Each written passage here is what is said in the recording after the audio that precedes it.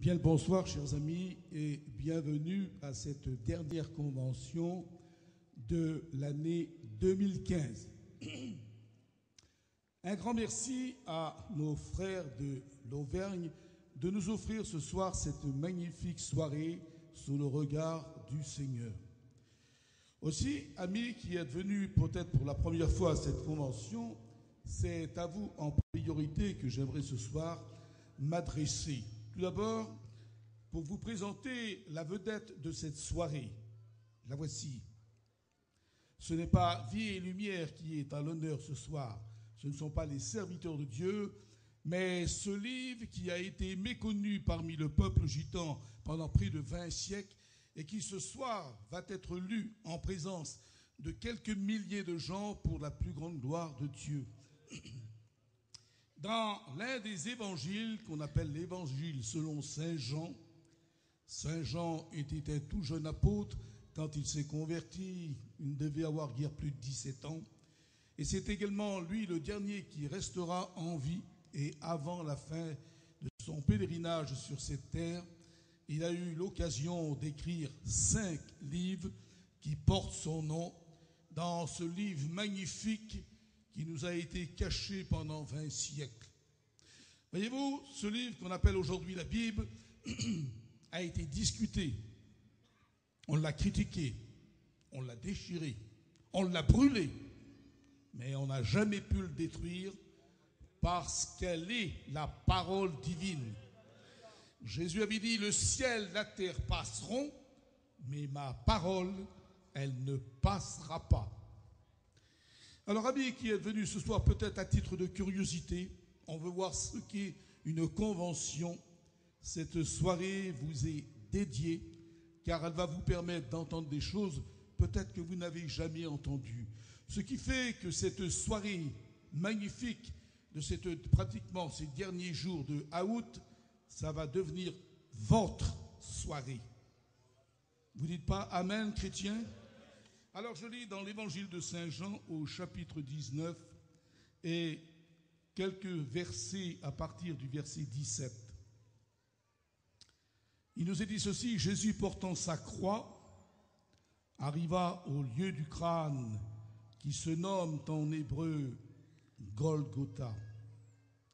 C'est là qu'il fut crucifié et 2 autres avec lui, un de chaque côté et Jésus au milieu. Le récit que nous venons de lire, amis, nous parle de la crucifixion de Jésus-Christ. Pour les croyants de l'époque, ce fut certainement le jour le plus noir de leur existence. Car leur maître avant qui ils avaient mis leur espoir, leur confiance, venait d'être tué, venait d'être assassiné.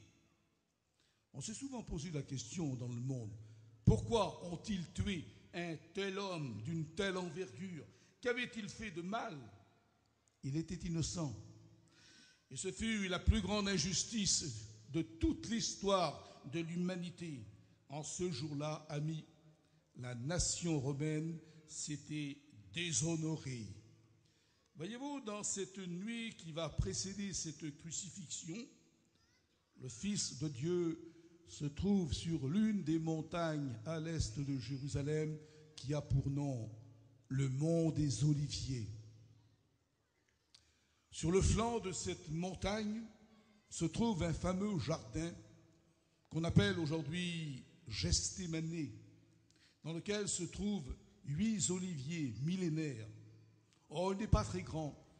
Il mesure qu'une quarantaine de mètres, 43 mètres exactement. Et puis, dans cette nuit justement qui va précéder son arrestation, son jugement et sa mort, Jésus est agenouillé quelque part vers l'un de ces oliviers.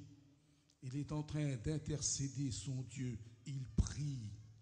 Et la lutte devient tellement intense que l'Écriture sainte nous dit qu'il suait des grumeaux de sang. C'est alors que Dieu, depuis son ciel de gloire, va envoyer un ange pour le fortifier. Se relevant tout à coup, et allant vers ses apôtres qui sont là quelque part dans ce jardin en train de dormir, on le comprend, la fatigue les avait harassés, le sommeil s'était appesanti sur eux, et ces braves garçons qui étaient tous dans la fleur de l'âge n'en pouvaient plus de mener une telle vie en compagnie de Jésus. Ce n'était pas de tout repos. Et quand il va réveiller celui qu'on surnomme l'apôtre Saint-Pierre, il va dire: Pierre, tu n'as pas pu veiller 1 heure avec moi. Et il retourne encore pour la 3e fois, s'agenouillant, en intercédant pour que Dieu puisse éloigner de lui cette coupe, si toutefois cela était possible. Quand soudain, on va entendre des cris. Une cohorte de soldats romains armés jusqu'aux dents s'approche. Elle est suivie d'une foule innombrable, déchaînée. Et en l'espace de quelques instants, ce petit jardin va être littéralement encerclé. Celui qui les mène, celui qui les conduit, a pour nom Judas Iscario, l'un des amis intimes de Jésus-Christ. Et quand celui-ci va s'approcher de lui, il avait donné un signe de convenance avec ses soldats. Et il va dire: celui que j'embrasserai, c'est lui, saisissez-le sûrement. Et quand il s'approche de son Seigneur, il le prend dans ses bras, et là on y découvre une ferveur inhabituelle. Ce n'était pas le comportement normal de Judas, qui est dans les évangiles assez modeste. On entend souvent les autres apôtres qui parlent, mais lui est souvent dans le silence, dans la pénombre, dans l'ombre. Et Jésus lui dit: c'est par un baiser, Judas, que tu trahis le Fils de Dieu. J'ai été surpris, voyez-vous, quand il y a de très nombreuses années, je faisais le récit de ces évangiles qui nous relatent cette nuit tragique dans laquelle le Messie va être confronté à la mort. Et je remarquais le déploiement de force qui était venu à ce moment-là pour arrêter un seul homme. Imaginez une cohorte romaine, 600 Romains armés jusqu'aux dents. Quoi encore? Une foule innombrable. Quoi encore? L'autorité militaire qu'il a, maintenant il y a l'autorité religieuse, les prêtres, les sadducéens, les scribes, les pharisiens. Et bien entendu, l'autorité civile qui est là également.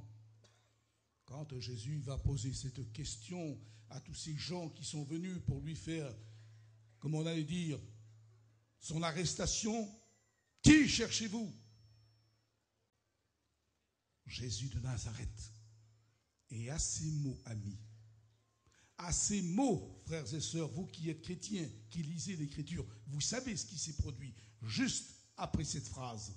Il est écrit que les Romains ont tombé par terre, foudroyés par la puissance de Dieu. Ce qui veut dire que si Jésus avait voulu, il aurait pu fuir par cette montagne et se cacher dans les montagnes de Judée. On ne l'aurait certainement jamais retrouvé.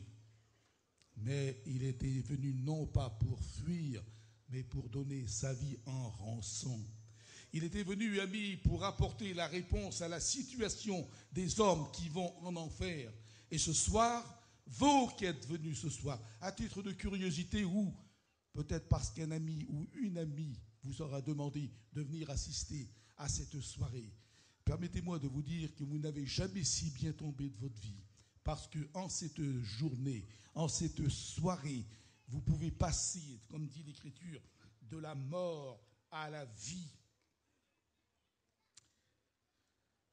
Quand Jésus a prononcé cette phrase, les Romains se relèvent et s'empoignent de lui avec violence. Et alors il nous est dit là que tous les disciples l'abandonnent, accomplissant ainsi une antique prophétie d'un jeune prophète de l'Ancien Testament appelé Zacharie. Celui-ci avait dit: je frapperai le berger et les brebis seront dispersées. Et là, Jésus se trouve seul. Il va être confronté maintenant pour un jugement rapide qui va le conduire à un lieu d'exécution que l'Écriture sainte appelle en hébreu Golgotha. Voyez-vous, Golgotha, c'est un mot qui faisait frémir à l'époque biblique. C'était un véritable casier judiciaire. Et tous les hommes de cette génération savaient ce que le mot voulait dire. Ça signifiait le lieu du crâne parce que la petite montagne avait une forme de tête humaine. Mais ce n'était pas ça le drame. C'était un lieu d'exécution. Ce qui veut dire que bandits, assassins, criminels et autres venaient terminer leur brillante carrière à cet endroit maudit.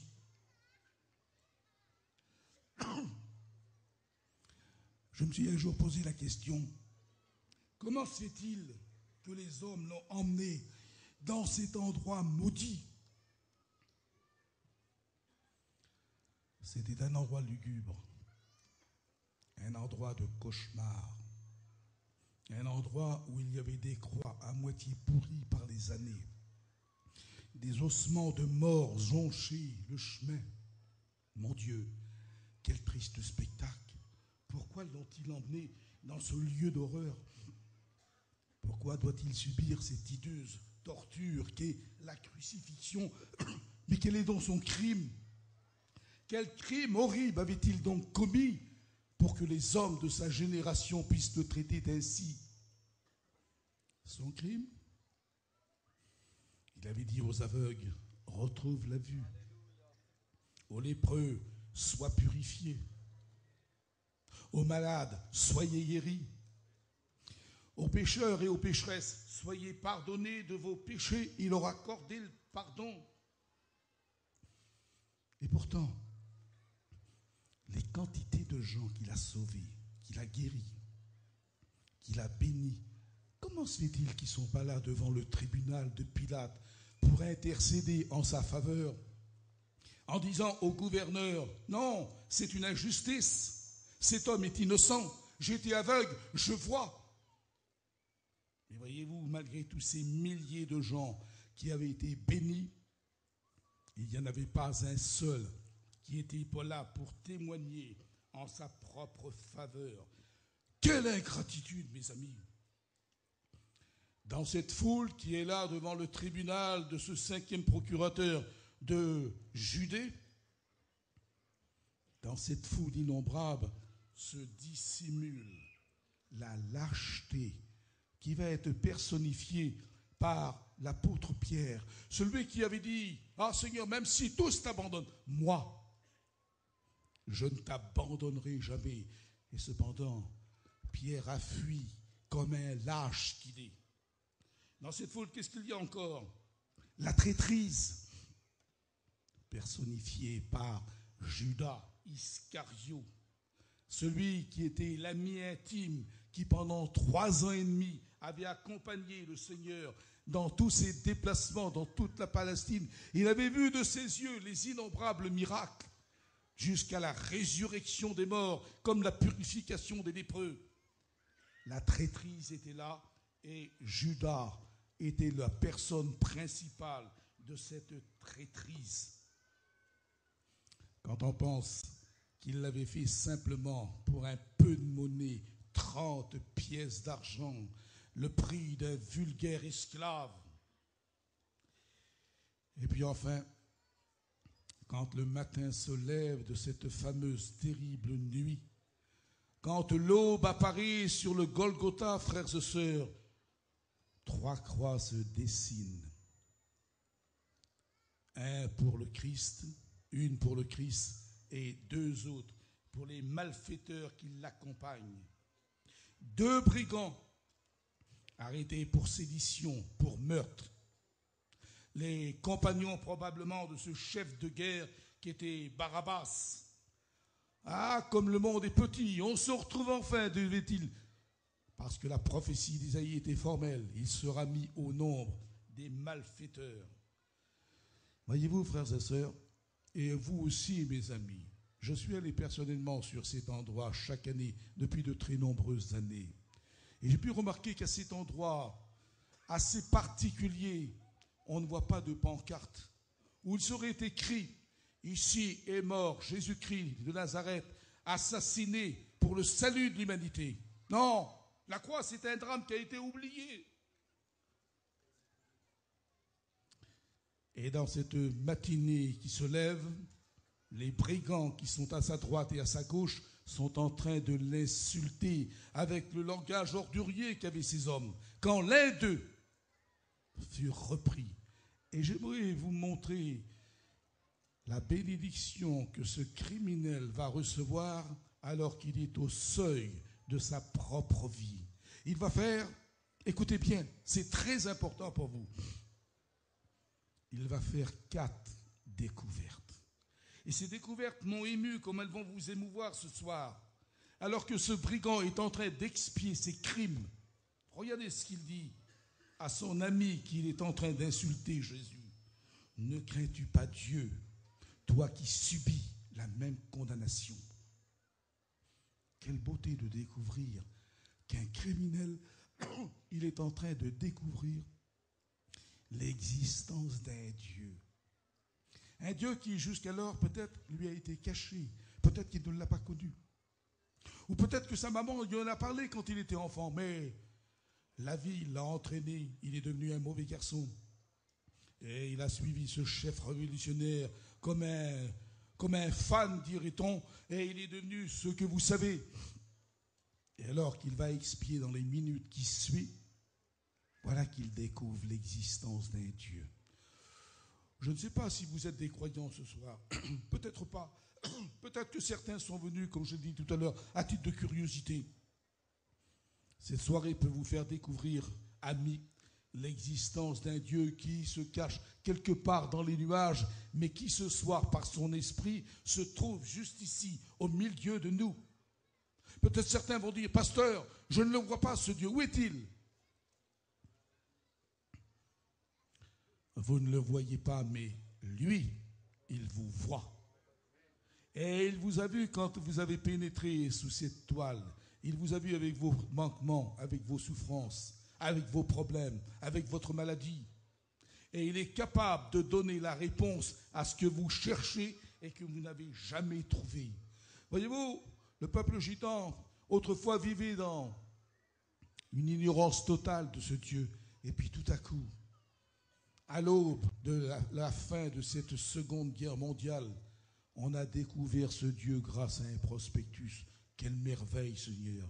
Et ce soir, tous ces gens qui sont là, ils ont fait tous et toutes une expérience avec celui qu'ils appellent dans leur langue le barreau d'Ével.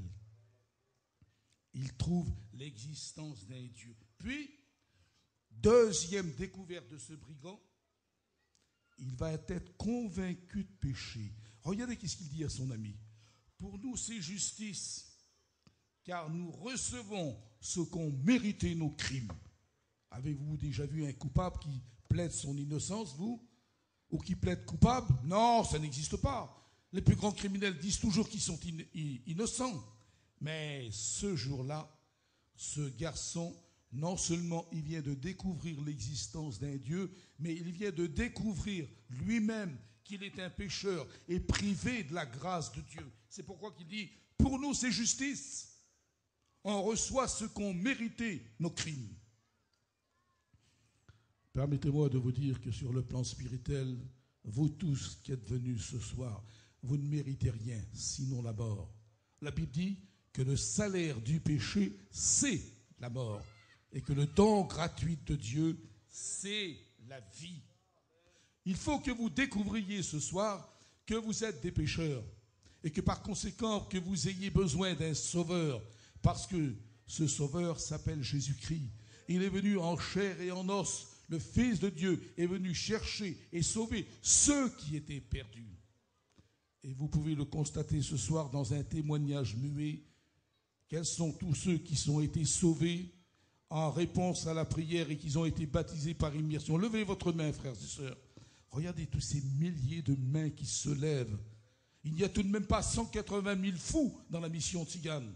Ces hommes et ces femmes, à un moment précis de leur histoire, ils ont fait une rencontre personnelle avec Dieu. Ils ont découvert, comme le brigand, ce Dieu magnifique. Et ils ont également découvert qu'ils étaient des pécheurs, exactement comme ce jeune homme. Ils ont confessé leurs péchés à Dieu et Dieu les a pardonnés à la gloire de son saint nom. Et puis, troisième découverte de ce brigand, c'est magnifique. Il va montrer l'innocence de Jésus. Il dit toujours à son ami, pour nous c'est justice, mais lui, et ce mot de lui, il s'adresse au Christ qui est au milieu d'eux. Lui, il n'a rien fait de mal. Vous ne trouvez pas étrange que ce soit le seul qui ait dit depuis le haut de la croix que Jésus était innocent? Il est en train de dire ce que des milliers d'autres n'ont pas dit. Tous les innombrables malades qu'il a guéris, les innombrables pécheurs qu'il a sauvés, pourquoi sont-ils pas là pour témoigner en sa faveur, comme je vous l'ai dit tout à l'heure? Non, il s'agit d'un brigand, un criminel, un ex-tola. C'est lui qui va intercéder en disant « Jésus est innocent ». En effet, il était innocent. Il était l'agneau de Dieu qui était venu pour racheter l'humanité coupable. Et puis enfin, quatrième et dernière découverte de ce brigand, il va découvrir que Jésus doit revenir dans son règne.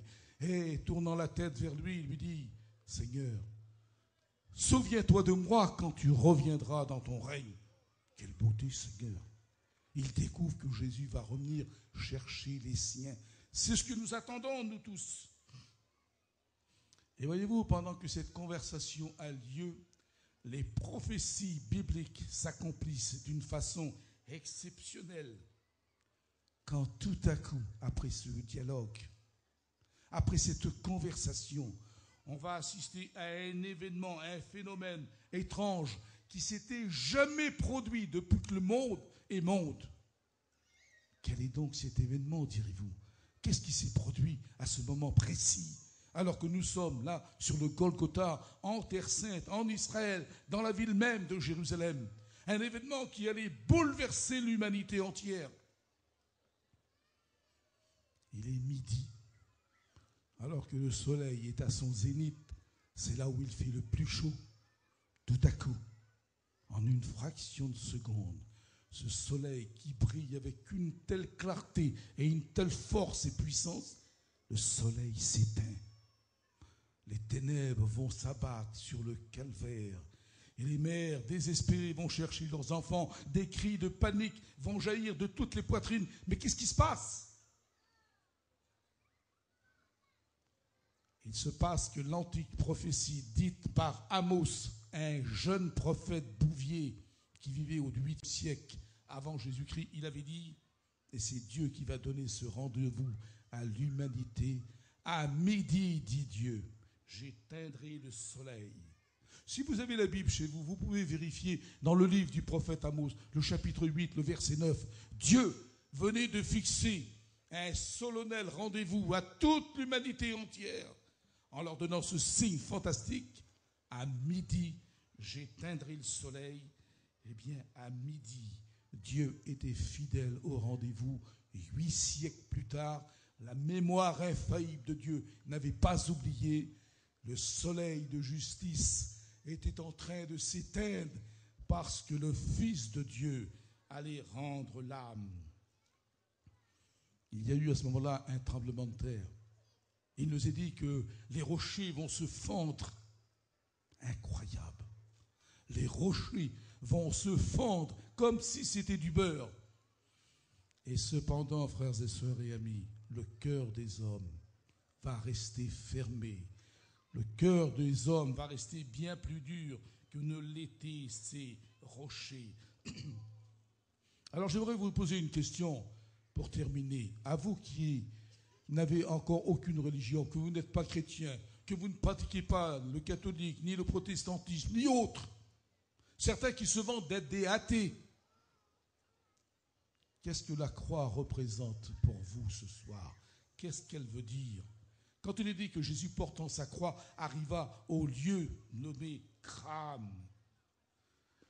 Voyez-vous cette croix pour le peuple de Rome qui dominait le monde de l'époque? C'était un objet de torture. On crucifiait des milliers de gens pour rétablir soi-disant l'ordre. On inspirait la crainte, le tourment parmi toutes les populations qui étaient vaincues et ont crucifié les hommes les plus importants pour donner l'exemple. Alors pour eux, la croix, c'était quoi? Un objet de torture. Pour les Hébreux, qu'est-ce qu'elle représentait? Ce peuple religieux, ce peuple qui avait reçu les 10 commandements, ce peuple qui avait eu des quantités de prophètes et qui maintenant avait des apôtres. Qu'est-ce que la croix était pour eux? Une malédiction. Parce qu'il était écrit, maudit quiconque est pendu au bois. Et pour vous, gens d'aujourd'hui, gens du 21e siècle, qu'est-ce que la croix peut représenter pour vous? Pour vous qui conduisez votre voiture, un carrefour, là où vous êtes obligé de stopper. Et pour vous, mesdames, un objet de bijouterie, une croix à votre cou, en or, en argent, en ivoire ou que sais-je encore. Est-ce ça, simplement? La croix sur laquelle est mort mon Seigneur n'a rien de comparable avec un objet de bijouterie. La croix de Jésus-Christ, c'est là où Dieu parle à l'humanité entière. Permettez-moi de faire cette petite anecdote. Je sais que la plupart du peuple gitan, quand je dis gitan, je parle de Roms, de Manouches, de voyageurs, de Yéniches, toutes les races. La plupart ne savent pas lire, ne savent pas écrire. Et quand ils ont besoin de signer un document, la plupart d'entre vous font une croix. Et vous remarquerez que toutes les autorités de notre pays, qu'elles soient civiles, religieuses ou militaires, ils honorent et respectent cette croix comme étant votre signature. C'est le gage que vous êtes bien monsieur ou madame un tel. Quand Dieu a voulu parler à l'humanité, qu'il a donné les 10 commandements, c'était écrit en hébreu. Très peu de gens l'ont compris. Mais ce jour-là, sur le Golgotha, Dieu va faire sa plus belle signature au monde. Il va signer de la croix de Jésus-Christ en disant aux hommes, je vous aime. Ce qui veut dire que dans la croix va déferler tout l'amour de Dieu. C'est pour ça qu'il est dit que Dieu a tellement aimé le monde qu'il a donné son Fils unique afin que quiconque ne périsse pas mais qu'il ait la vie éternelle. Et ce quiconque, c'est vous, c'est moi, c'est l'humanité entière. Pourquoi? Parce que l'amour de Dieu s'est déversé au calvaire. Dieu, en signant de la croix de Jésus-Christ, il était en train de dire à toute l'humanité coupable, je vous aime. Et c'est ça qui fait toute la différence. Nous, peuples gitans, qui sommes rejetés de toutes les nations, nous qu'on est aimés de nulle part, nous qui sommes les mal-aimés. Vous savez, comme la plupart des serviteurs de Dieu de notre mission Vie et Lumière qui avons voyagé à travers le monde, j'ai eu l'occasion de voyager dans 63 nations différentes pour prêcher l'évangile de Jésus-Christ. Et dans ces 63 nations, de la plus riche au monde comme à la plus pauvre, les gitans sont mal vus, les gitans, on ne les aime pas. Mais on est aimé de Dieu. Et c'est ça qui fait toute la différence. Dieu est celui qui nous aime. Alors la croix pour les Romains, c'était l'objet de torture. Pour le peuple juif, c'était la malédiction. Pour les gens d'aujourd'hui, une bijouterie. Et pour Satan, qu'est-ce que la croix de Jésus est pour lui? C'est sa défaite. C'est là où l'ennemi a été terrassé à jamais. C'est là où il a mordu la poussière. Satan est un ennemi qui est vaincu. Et pour vous ce soir, vous qui êtes venus peut-être en curieux, qu'est-ce que la croix peut représenter pour vous? Permettez-moi de vous le dire, si vous n'osez pas le dire à vous-même. La croix de Jésus-Christ pour vous ce soir, peut-être la fin de vos tourments. Ce soir, une vie nouvelle peut commencer. Dites la même chose que ce brigand a dit. Seigneur, souviens-toi de moi, a-t-il dit. Demandez-lui qu'il le fasse. J'ignore votre nom, votre famille, votre âge. C'est pas ce qui est important. Mais lui, vous connaît. Lui, il sait même à quelle place tu es venu. Et peut-être que certains sont en train de sourire, de rire. Un rire moqueur. Ah, une petite voix te dit à l'intérieur, mais tu es bien trop intelligent pour croire ce que le pasteur dit. Tu es bien trop intelligent pour croire ces boy bien. Cette voix ne vient pas de Dieu, ami. Cette voix vient du mal. Ne l'écoute pas. Écoute cette autre voix qui te dit, mon fils, ma fille, aujourd'hui, si tu entends sa voix, n'endurcissez pas votre cœur. Souviens-toi de moi, Seigneur, a-t-il dit. Et Jésus lui a répondu. Amis, permettez-moi de vous dire pour terminer que Dieu possède une excellente mémoire. Et si dans cette journée que vous êtes en train de lui dire, Seigneur, si ce que ces gens ont dit ce soir est vrai, si le témoignage que nous avons écouté est authentique, si ces chants cantiques proclament ta gloire, et si cette parole qui vient d'être annoncée est vraie, alors souviens-toi de moi. Je ne m'en sors plus, j'arrive plus. Oh, je ne parle pas de moyens financiers quand on dit on n'en peut plus. Le monde dans lequel on vit nous accapare. Il nous prend tout, même nos goûts. On n'arrive plus pour certains à trouver le sommeil. On doit prendre les tranquillisants. Ah, quand on est chrétien, mes amis, on n'a plus besoin de tranquillisants. Quand on se couche le soir, c'est ce que je dis moi personnellement, je dis bonsoir au Seigneur. Je lui parle comme à mon ami. Parfois, vous me verrez au volant de ma voiture, peut-être en train de parler tout seul. Vous allez dire, le frère Tarzan, il est un petit peu, il parle tout seul. Non, je ne parle pas tout seul. Je lui fais la conversation parce que je sais qu'il m'écoute. Parce que Dieu est capable d'écouter la prière la plus secrète et la plus intime. Et il y a un peu plus de 20 ans, je m'étais rendu dans un hôpital pour assister aux derniers instants d'un jeune homme de 33 ans condamné par la science moderne de l'époque. Et pendant que j'étais en train de lui parler de Jésus-Christ, parce que c'était un chrétien authentique, je lui ai dit, prie ton Seigneur, mon fils. Et il m'a dit dans un souffle, je n'ai plus la force de prier à haute voix. Mais je dis, tu n'as pas besoin de prier à haute voix. Je lui ai dit que le Seigneur avait l'oreille très fine. Je dis, tu peux prier à l'intérieur de toi. Et cette prière, Dieu va l'entendre depuis son ciel de gloire. Et je lui ai cité l'exemple du prophète Jonas. Je dis, tu te souviens du prophète Jonas? Vous voyez ma fille ici. Je dis, rappelle-toi, il était dans le ventre d'un poisson. Il était au fond des mers. Et Dieu a écouté sa prière. Et quand je lui dis ça, il a ouvert très très grand les yeux.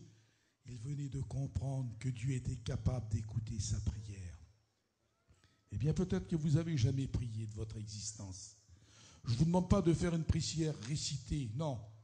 Les prières que la Bible nous donne de faire doivent jaillir du cœur. Parlez à Dieu comme si vous parliez à un ami sincère. Dites-lui vos problèmes, vos soucis. Et la Bible dit qu'il lui-même prend soin de lui. Et celui qui écoute la prière, non seulement il l'écoute, mais il a le pouvoir également de l'exaucer. Alors je vous invite à fermer vos yeux et de prier avec nous en signe de respect. Peut-être que vous ne l'avez jamais fait. L'occasion vous est donnée dans cette fin de soirée de demander à Dieu de faire quelque chose pour vous et il le fera.